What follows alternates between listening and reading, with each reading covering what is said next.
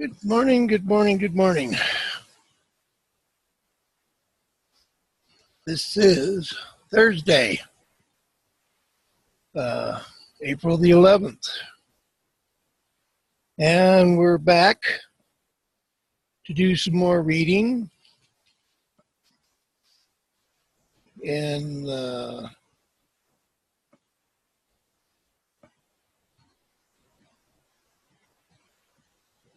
this book here,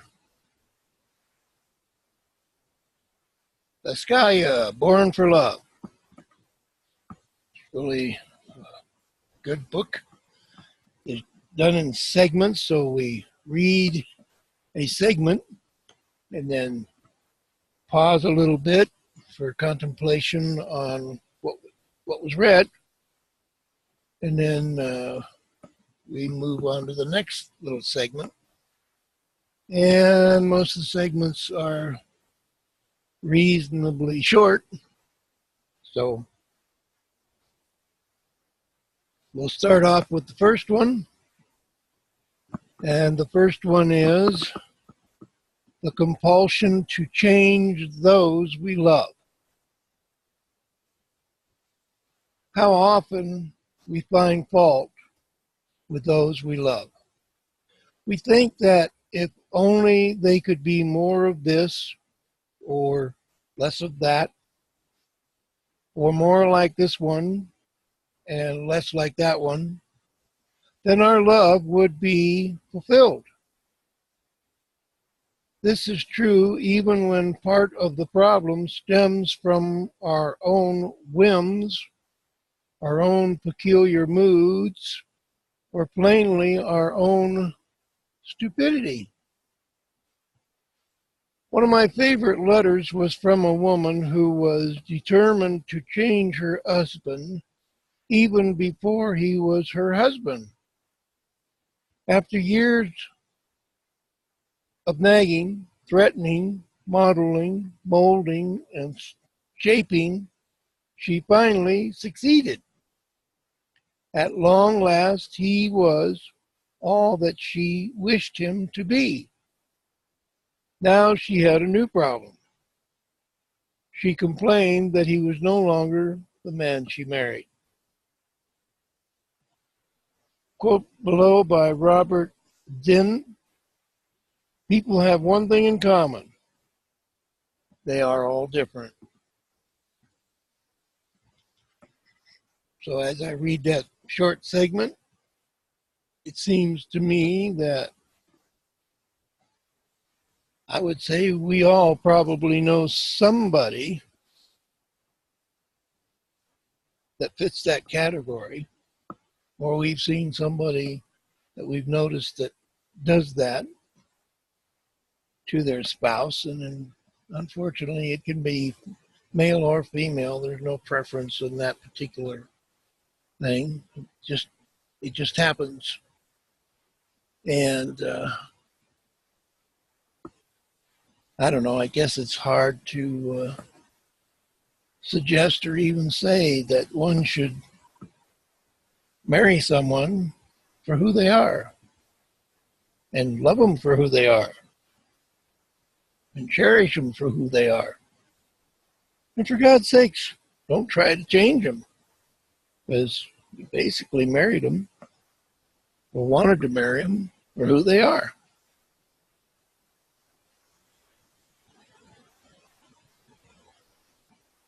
Anyway, definitely something to contemplate.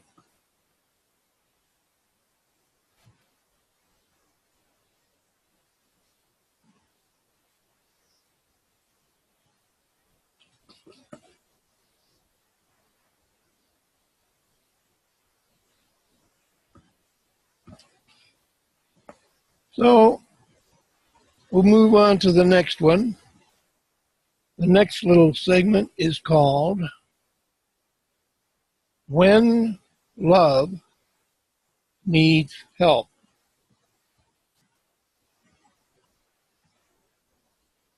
We have all been nurtured on the myth of romantic love. where in the choosing or closing pages, it is suggested that all troubles, conflicts, and anxieties cease once lovers fall into a warm embrace where they remain entangled in a blissful forever. To now, to now have become one, inseparable and perfect for eternity. This is the basis of the happy forever aftering syndrome. Hello, hello. Hi, Robert. Can you hear me?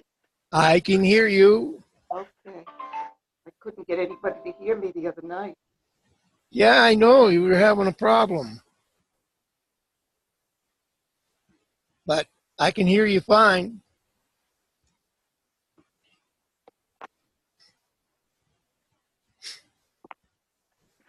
I was just getting ready to start the second or the next segment, which is when love needs help, is what it's called. We have all been nurtured on the myth of romantic love, where in the closing pages it is suggested that all troubles, conflicts, and anxieties cease once lovers fall into a warm embrace where they remain entwined in a blissful forever.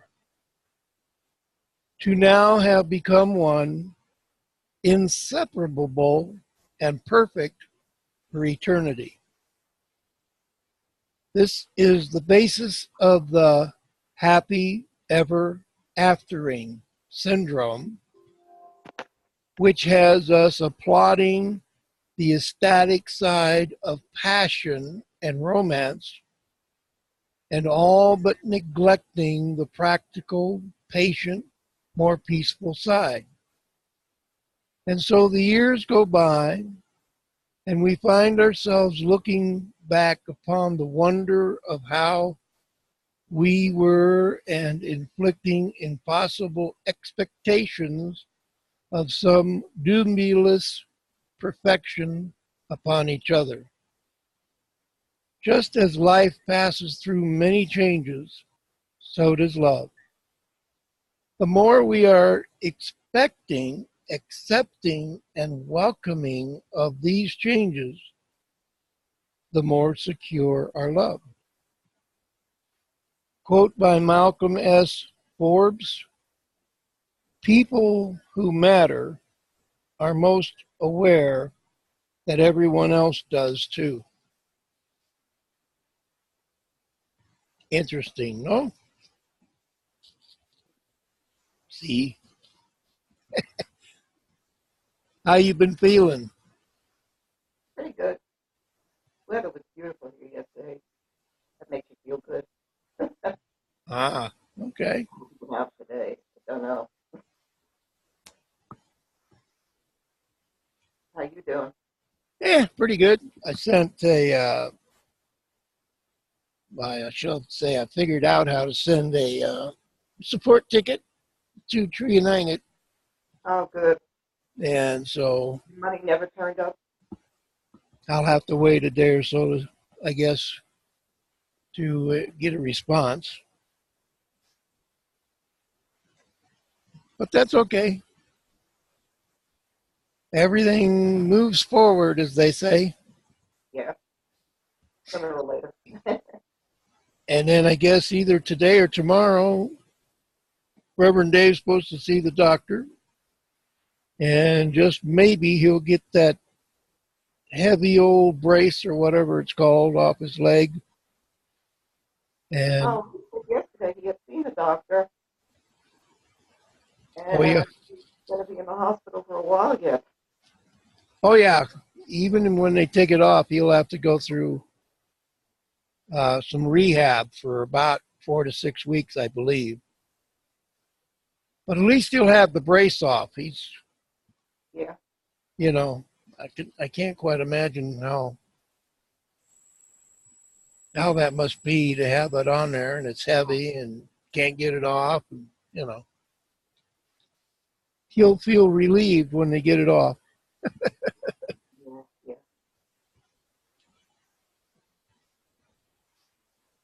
Anyway, the next little segment is called Trust. Trust is one of the most basic qualities of love. We need to know that we are safe, that others want our well-being, and that they desire us to grow. We crave the knowledge that people are for us. Until we receive this message from others, we are less open to their influence, and we become in turn less concerned about their welfare. We are forever putting people to the test to see whether they truly love us or not. We watch to see if they are thoughtful, if they give themselves freely, or if they hold back. If they are listening to us with their hearts as well as their minds. If they are sharing our happiness or being threatened by it. If they are willing to stand by us when we need them or abandon us at the least sign of conflict. Once we are certain of their love, anything becomes possible. We are encouraged to grow and risk beyond our imagined limitations. We find the strength to overcome our fears or break self-destructive habits. We see our ways to giving up grudges or expressing repressed feelings or even offering a painful apology. These minor miracles all become possible when we are secure and trust in love. Quote below is by Mr. Anonymous. We all know him. When you have nothing left but love, then for the first time you become aware that love is enough.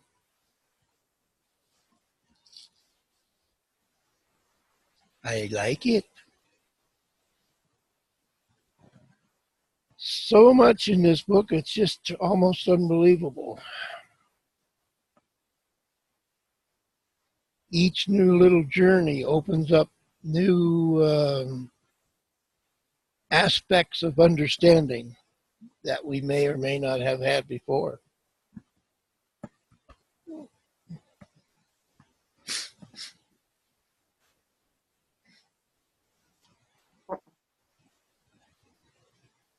Well, it's not much warmer here today, but at least the wind quit blowing. Gosh, you're never going to get out of winter. Definitely makes you wonder, that's for sure. Oh, it's almost Easter, for heaven's sake. Yeah. Well, I believe the climates are changing, but not because of what a lot of people think.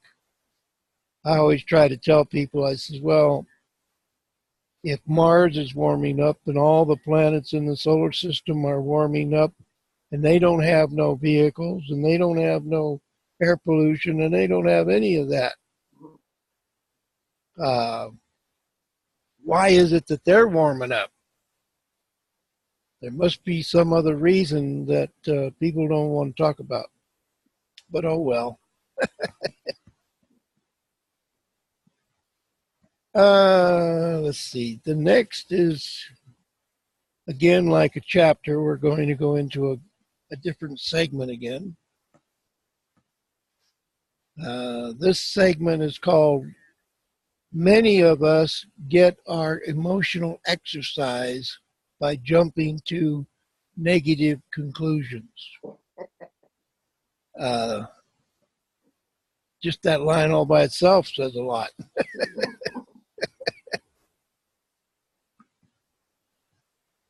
So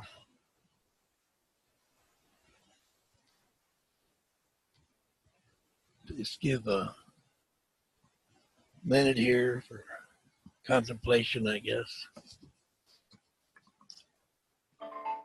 It's a little bit different reading a book this way,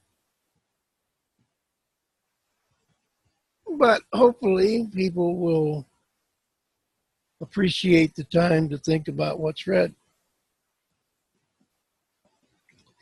I don't know.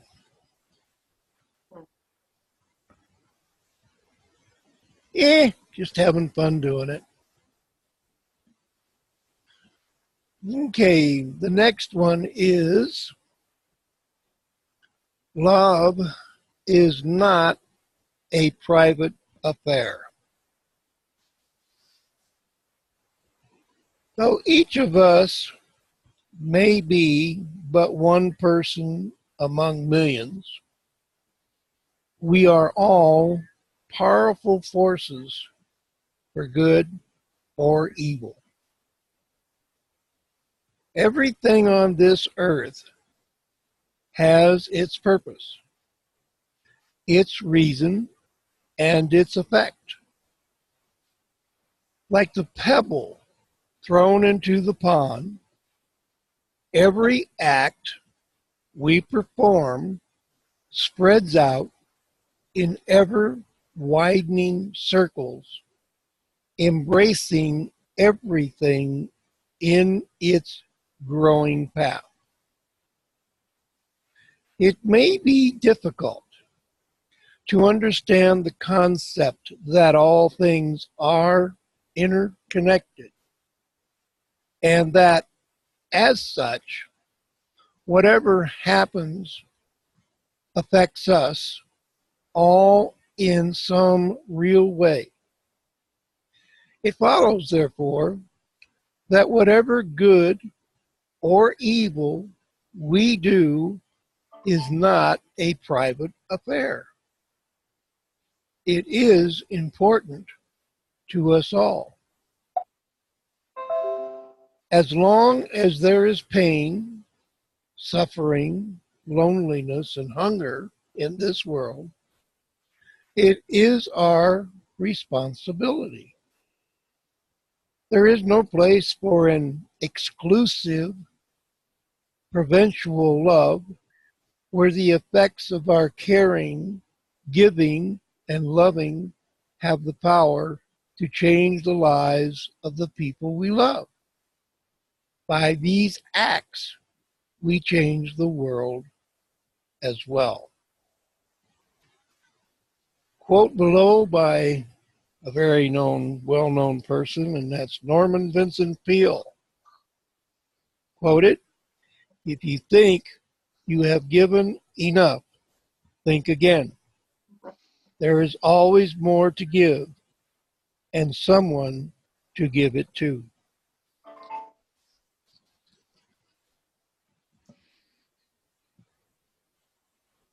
Very, very good.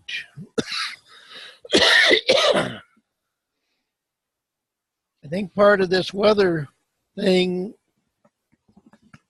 is keeping some of us sick. Because it feels like I've been fighting this stupid cough and phlegm and itchy nose for almost 3 or 4 months since the beginning of the year. And there doesn't seem to be a whole lot that I can do about it. You know? Hey, Reverend Dave popped in. Hi, Reverend Dave. Hi, Sandy. Hi, Robert. You snuck in. Didn't even notice you until I looked up at the screen and I saw your smiling face. How's things going with you? Okay, just a little slow. Did you get that brace thing off yet, or is it going tomorrow? No, not for 2 weeks. Oh, you got to keep it on for 2 more weeks? 2 more weeks, and then they'll take it off. Well, at least you got a time. And then I'll have 4 weeks of being off my feet again until they can put me on a walking cast. Ah, okay. So I've got 6 more weeks left here in the hospital. Oh, Ay, ay, ay. It's No, almost, it's not that bad. I got a date now. I got something to shoot for. there you go. That's always a good thing, but you've been there so long it almost feels like home, huh? Yeah, I'm going on 8 weeks now. Starting 8 weeks today. Holy cow. So, Yeah, that's not fun at all. well,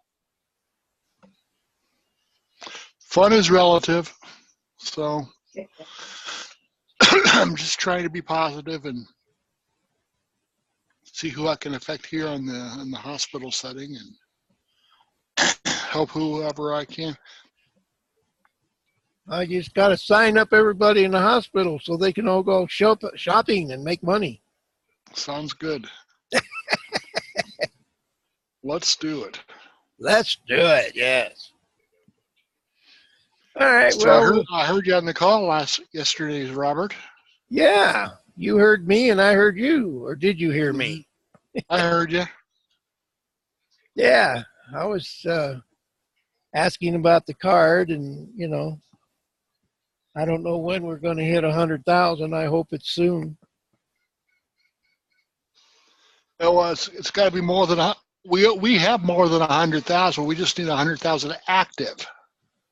Oh, I see. Well, that's a whole different story, isn't it? Yeah. To get 100,000 active, we're going to have 1 million members. Something like that. Yeah. Well, the only reason I brought it up was because, hell, I could get my 30 points if we had the card every month. Just easy peasy. Mm-hmm. Because, I got to drive to Elko, and that's 100 miles round trip, and I do that a couple times a month. There's my 30 points plus. Or I should say maybe. Depends on how many points we're going to get. Mm-hmm. Anyway, I'm going to go ahead and go to the next one. The next one's called Keeping Fear in Balance. No one is immune to fear. But as with all emotions, it needs to be kept in balance with opposing voices that urge us to take chances, to be more adventurous, and to risk. The first time we wobbled on a bicycle, we became acutely aware of the prospects of suffering physical pain. It served to make us more tentative because we appreciated the risk involved. But the joy of learning to ride was stronger than the fear of danger. So we practiced the skills necessary until the fear was overcome by the joy. Uncomplicated, loving behaviors such as smiling at someone, intimidating a conversation, offering a compliment, expressing an honest emotion are all things we fear only because we don't practice them enough. If by putting them into action, we bruise our egos a little in the process, it's really not much different from the skinned knee we acquired from learning to ride the bicycle, and which soon healed and was forgotten. Love requires that we overcome the irrational and self-defeating fears that invariably place distance between us and others. Quote by Pearl S. Buck: "On this earth, though far and near, without love, there's only fear." Did we lose some people here?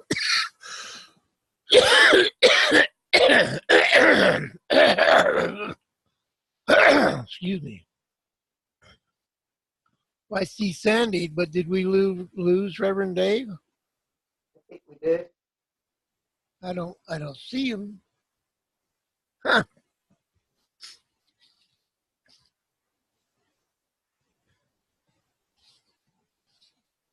Well, he's in the hospital, so a nurse comes in or time to eat or something, and he probably just had to jump off.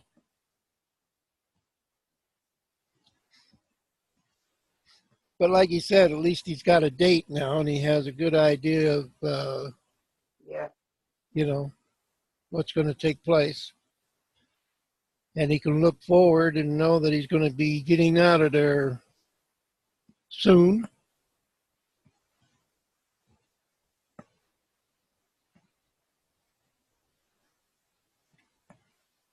Yeah, I know. I was in the hospital that a couple years ago for 3 days, and man, one can get tired of getting poked all the time real fast. Because it seemed like every day they came in there, they were poking me for something.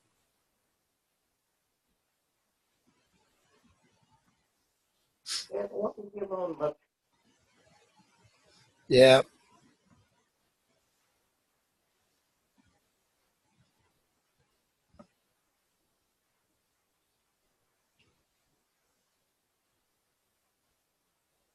Well, maybe he might be able to come back in if he gets a chance.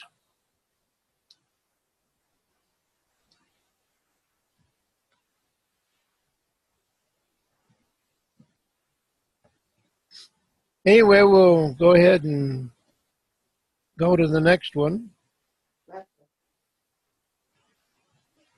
The next one is called Striving to be Loved rather than striving to love. We expect to be loved and are quick to condemn those who do not comply. We believe that life comes with a guarantee that we will be loved. It rarely occurs to us that the degree to which we are loved is directly related to our lovability. We are all acquainted with individuals who are constantly moody, who look for the dark side of everything, who are fearful of commitment, who shirk from responsibility, who flare up at the least provocation, and then wonder why they are not sought after, why they are not loved. Who would love such a person except someone who is asking for unhappiness? It is when we ask for love less and begin giving it more that the basis of human love is revealed to us. The quote is by Mary de la Riviere Manley. What can pay love but love?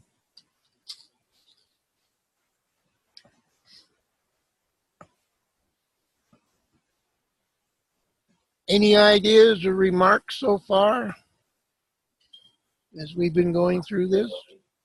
I mean, so much of it is just basic common sense.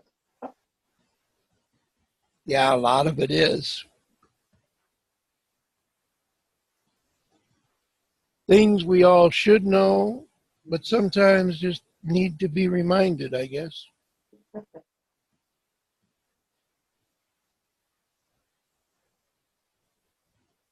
True, true, true. How do you do?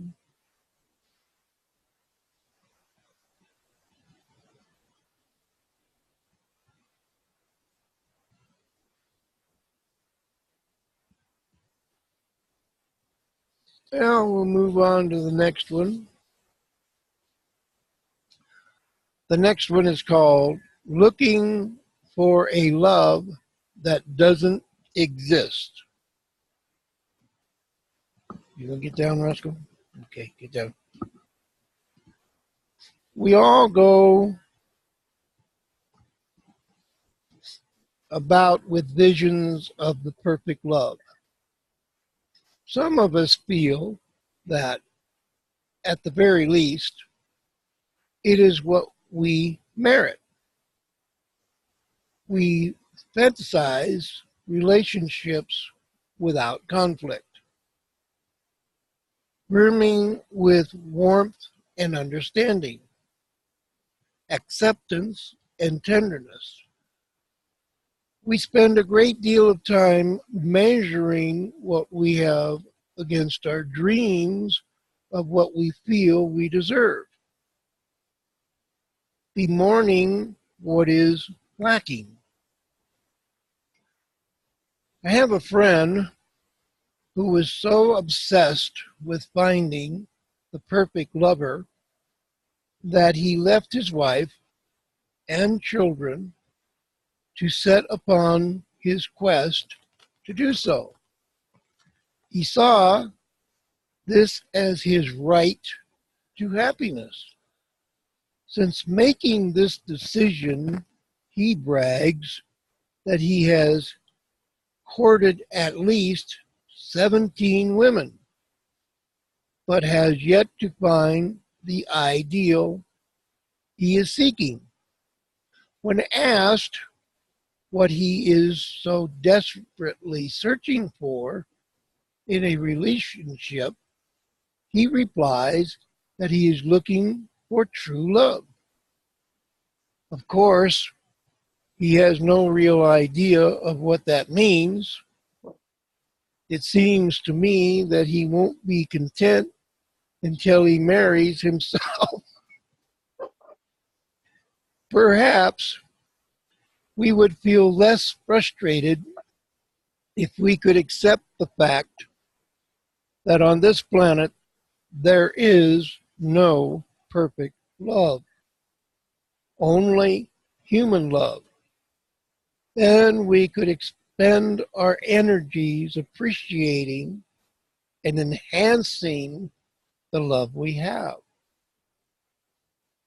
The quote below by Iris Murdoch: "We can only learn to love by loving."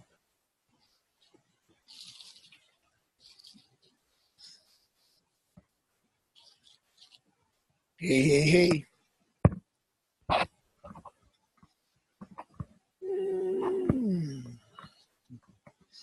More insights into the truth.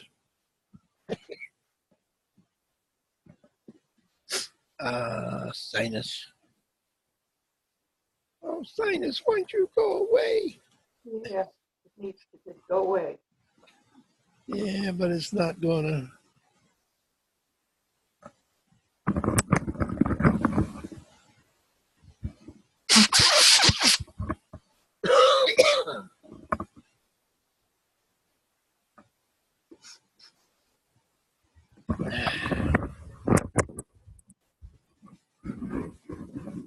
Every night when I go to bed, I have to pray that the sinus and the cough is not just old age and death trying to sneak up and around me and grab me.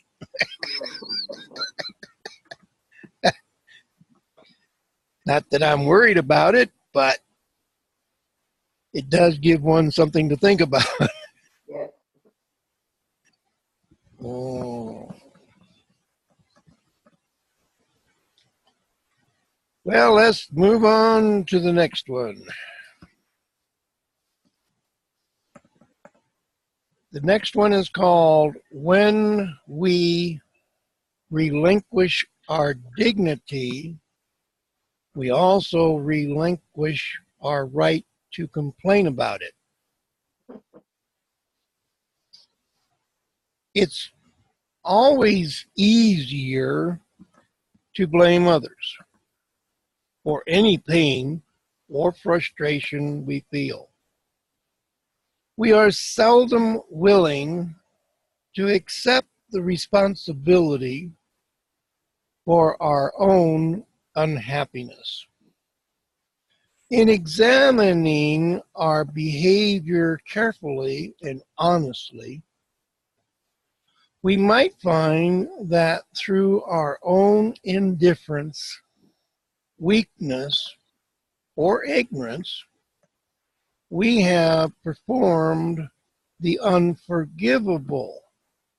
We have relinquished control of ourselves to someone else. We've given up the most vital component of love. Is it any wonder then that we feel empty and dead, overwhelmed and coward? We have become a no thing. And worst of all, we have permitted it to happen. Our happiness is based in a large part on our sense of dignity. Without self-respect, without some sense of self-worth, which is our birthright, we are diminished in our ability to give or receive anything, let alone such a valued gift as love. Quote by Anton Chekhov. It sounds like a Russian name. Yep. Man is what he believes. That I would agree with automatically. You are what you are. You are what you plant. The garden is only going to grow that which you plant. And if you plant negative, you're going to get negative. If you plant positive, you're going to get positive. If you plant love, then holy cow, be careful. You might put the sun out. You'd be so bright. Yay.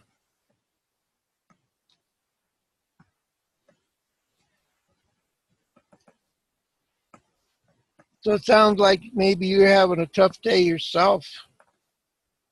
Oh, I'm just having a hard time getting motivated today. I had a lot of things to do when I first woke up, and it like just tapped my strength. So, yeah, looking forward to just sitting and listening. Well, that's good. Yeah, I can definitely relate. Here in the last few months, it seems like every morning I wake up at 6 and I just want to roll over and sleep till 7, Mm-hmm. which I've gotten plenty of sleep and I should just get up at 6. But it's that something inside that said, no, I just don't want to do it. I got to break that habit if I can. I'm not sure. Well, I know I can. It's just I got to decide that that's what I'm going to do, I guess. It's too early start today for me. Yeah, Yeah. get going early. And my daughter-in-law has to be at work at 7, so she leaves here like 6:30. Yeah. Yep. As I always say, I can cop out to old age because that's the best excuse I can find. But when I believe in my heart that I'm as old as I am in my heart, and in my heart I'm still 21, so I'm not 77, I'm 77/21. Right. In my heart I'm 21, and I don't know what we're going to do with this body because it needs to be repaired. And it's a problem. Yeah, got to take it out for a long trip or something, I don't know. Anyway, the next one. I think that word is possessiveness. Possessiveness. There's 1, 2, 3, 4, 5, 6 S's in that word. Yeah. Possessiveness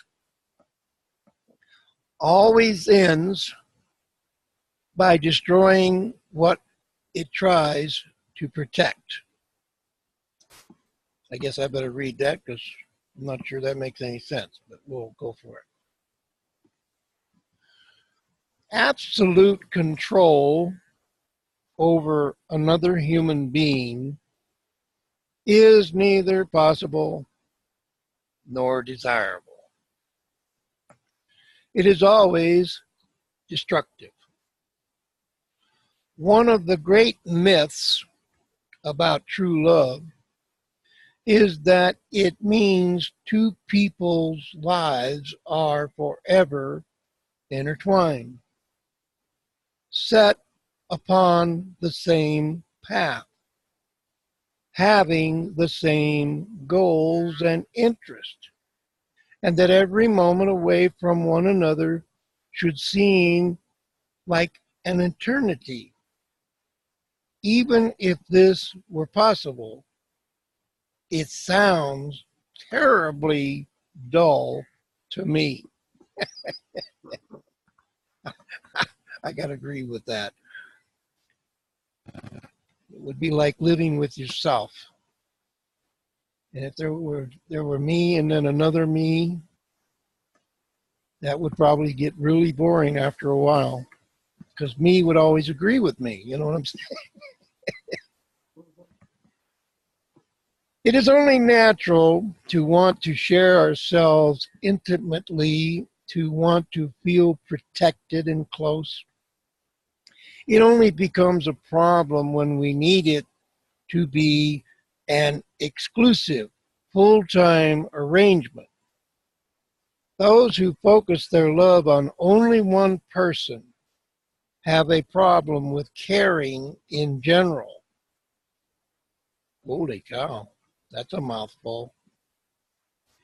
It should be a relief rather than a threat to find that those we love have a capacity for loving others as well as being loved. We can be thankful that they have interests apart from us, that they are self-sufficient and self-reliant. We really are capable of loving many people at the same time without diluting what we have to give.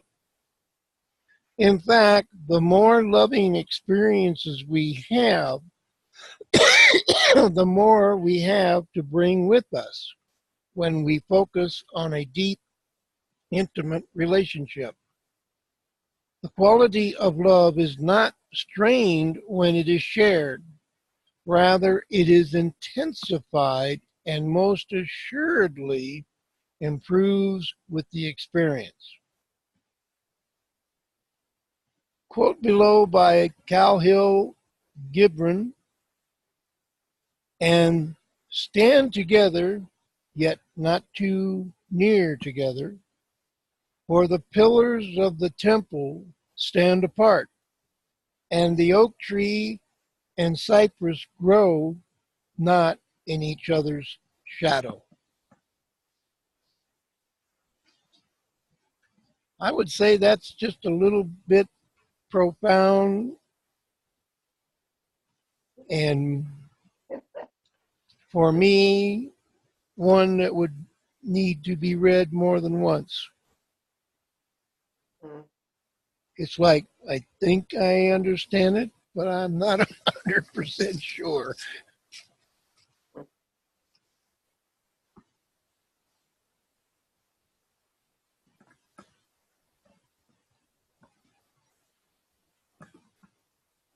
Well,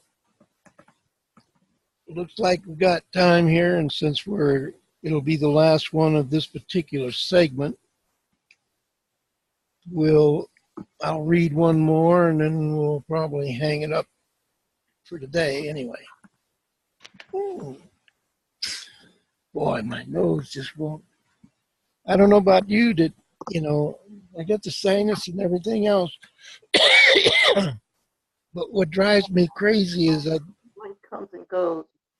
well, Like off the tissues in 2 weeks. So. yeah, but does it itch to the point where I'd like to take an eraser and stick it up my nose and scratch my nose all the way to my brain and back again, because it just drives me nuts.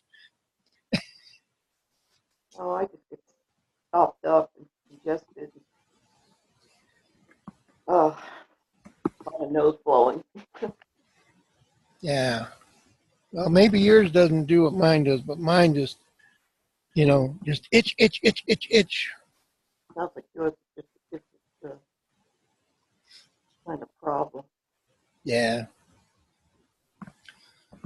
Oh, well. What can we say? Got to live with it. Pray that maybe God can perform a miracle and Yeah. throw some magic dust into my nose and make it all go away.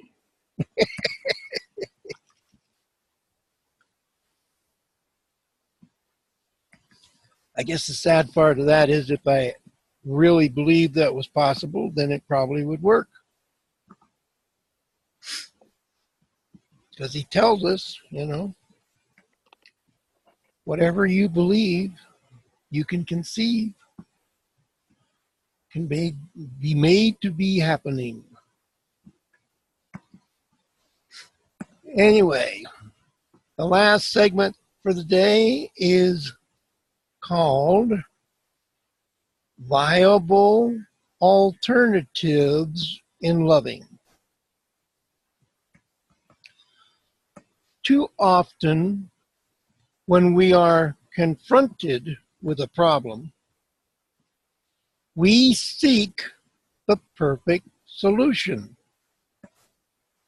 This is only a blueprint for frustration, which more likely drives us to distraction than action.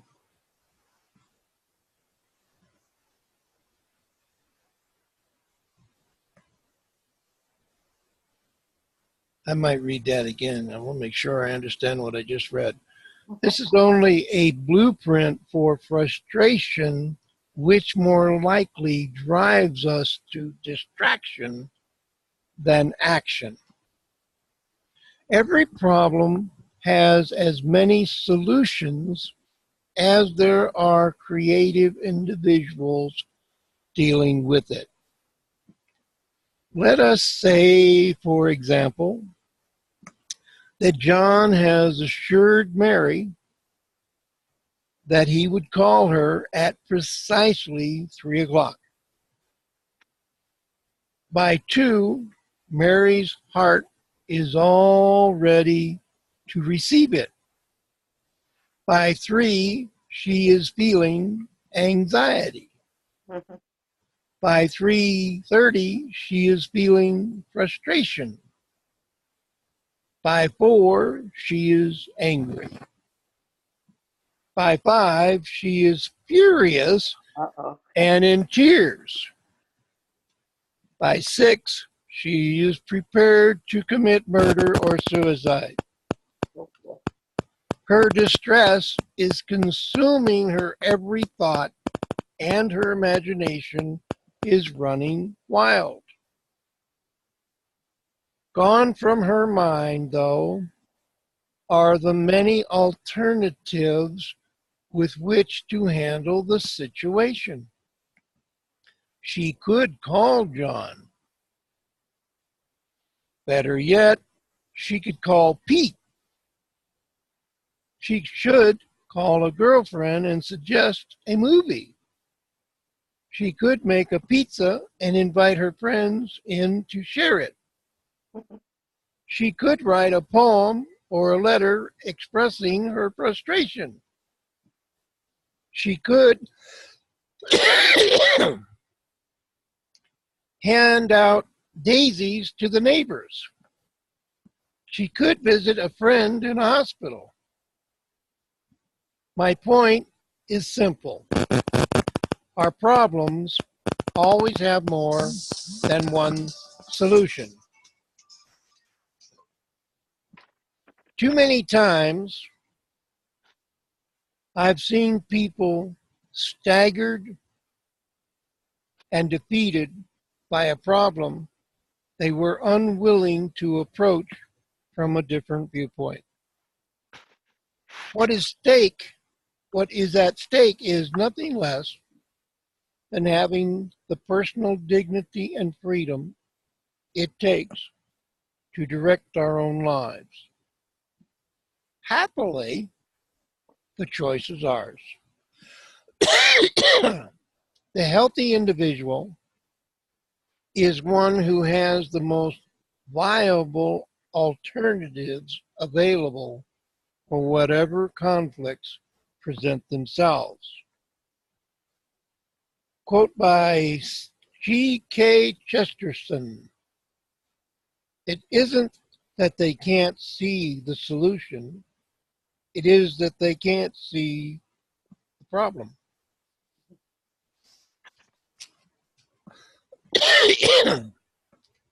That one was very interesting.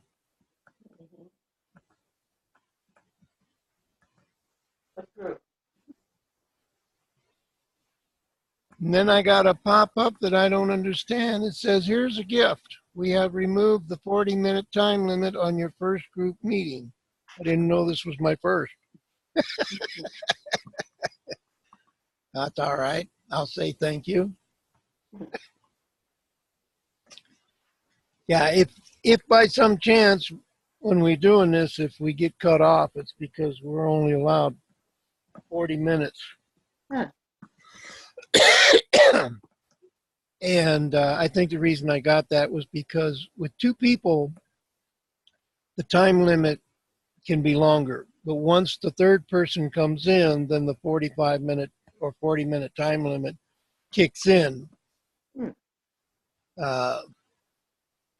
You know, it's just something to remember when I'm doing this. Because I'd love to have more than, just one person in here, because Reverend Dave comes in here, and now and then another person comes in. If everybody was here at once, then the clock starts ticking, so to speak. Yeah.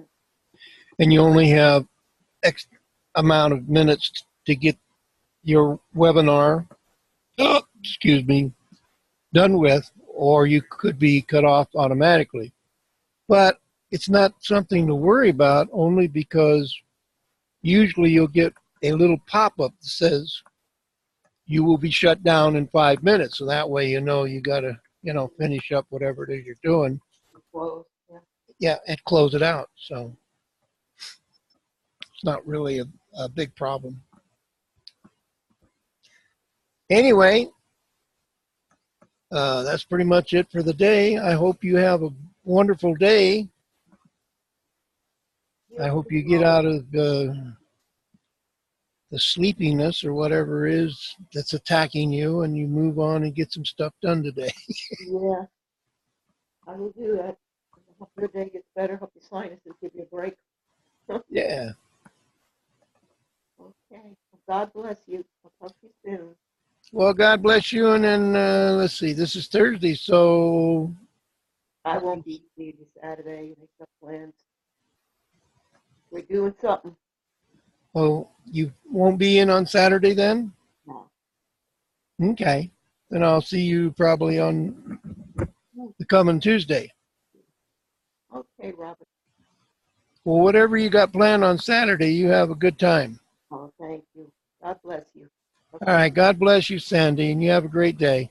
Bye-bye now. Bye-bye.